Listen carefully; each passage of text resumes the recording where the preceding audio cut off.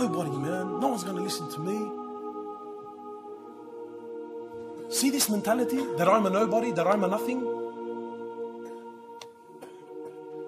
When you start believing that you're a nothing, you become nothing. When you start believing that I'm a nobody, I got news for you. You become a nobody. Our spirit's been broken. Our attachment to our deen has been lost. When Muhammad Al-Faatih was 4 years old, 4 years old, 4 years old, his mother used to take him to the seashore and she used to show him Constantinople by the seashore. And she used to tell him, Muhammad, you see that place there? He used to tell her, yes, mom. She used to tell him, one day you're going to open and conquer that place. 4 years old. Today when a young 4-year-old comes, get out of here, man. Shh, get out of here. Today the brother's 10 years old, 15 years old, and you and I, let's be honest, you look at this, he's young, he's an idiot. Hey, just go home and play your Sony PlayStation. When you start addressing our children like they're nothing, they become nothing.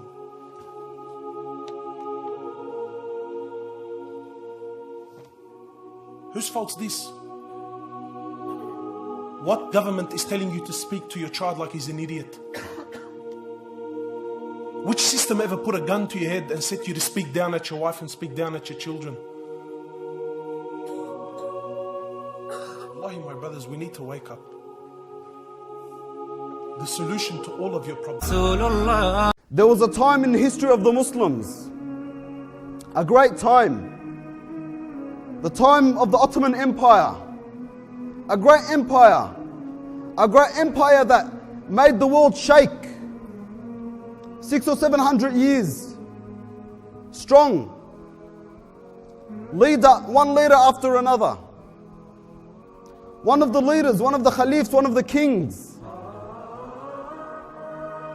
he had a wife. Now at that time, you can imagine you're ruling the world. Allah subhanahu wa ta'ala opened the world for them. Opened the gold and the money and the lands. Very extravagant, very comfortable, a lot of luxury. One of the khulafa, his wife, she had a different view. She had a different goal.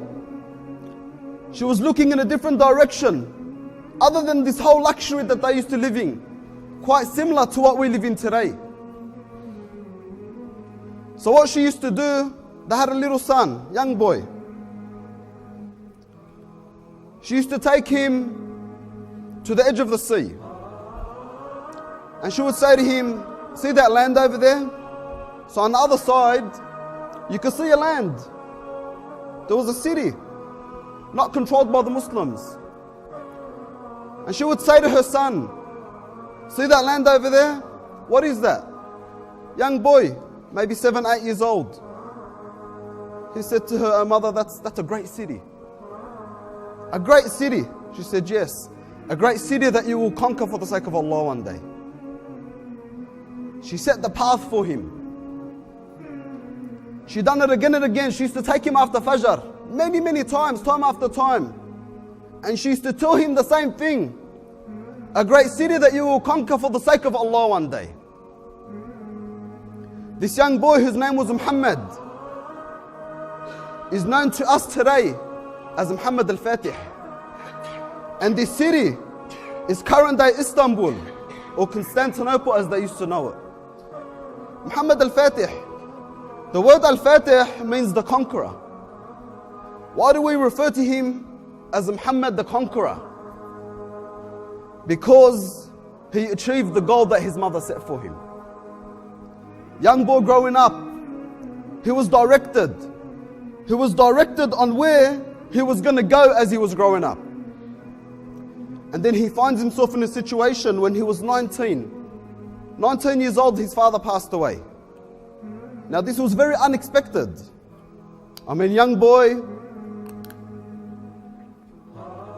The Khalifa passed away quite young, who was his father, and he took the lead at a very young age. I mean, his mother was probably preparing him for something that he was, or she would imagine he would do at 40 or 50 years old. So at 19, he took the lead. What do you think he had in mind? When he was ruling the Muslim Ummah, what did he have in mind?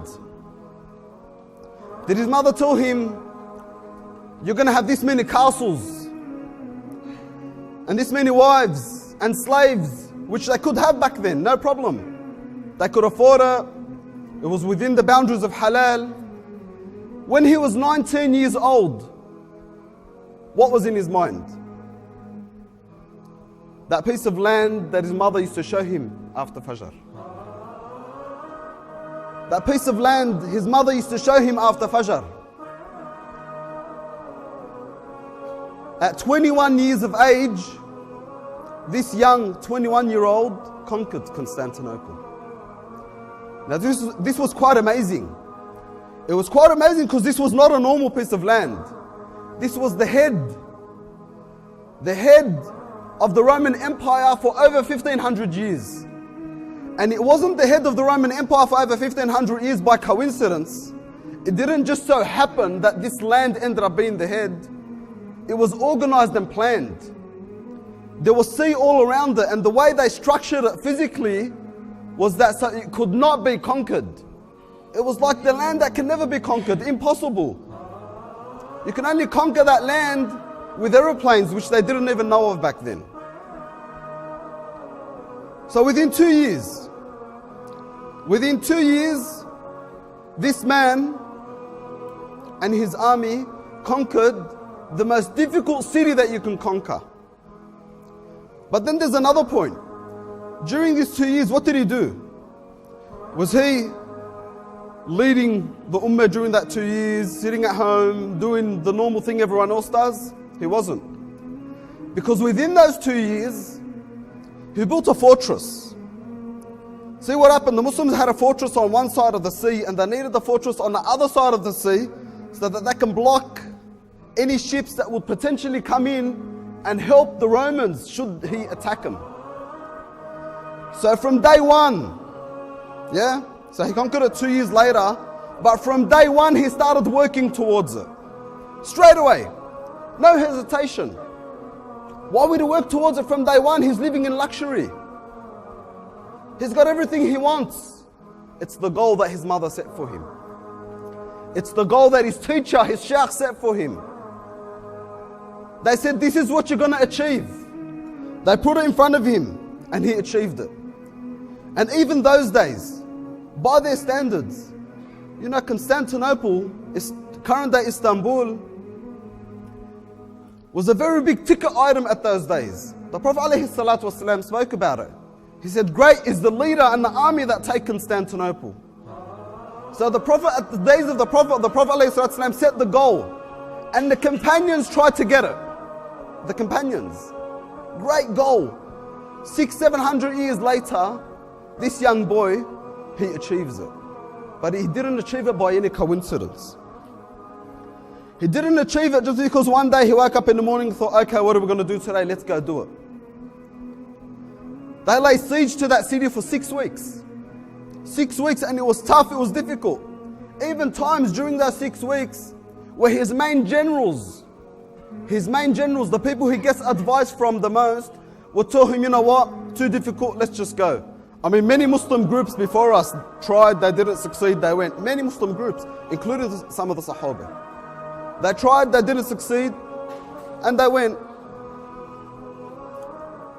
But he wouldn't give up. He wouldn't give up. He achieved an extraordinary goal. He got an amazing result. But the amazing result came from 2 things.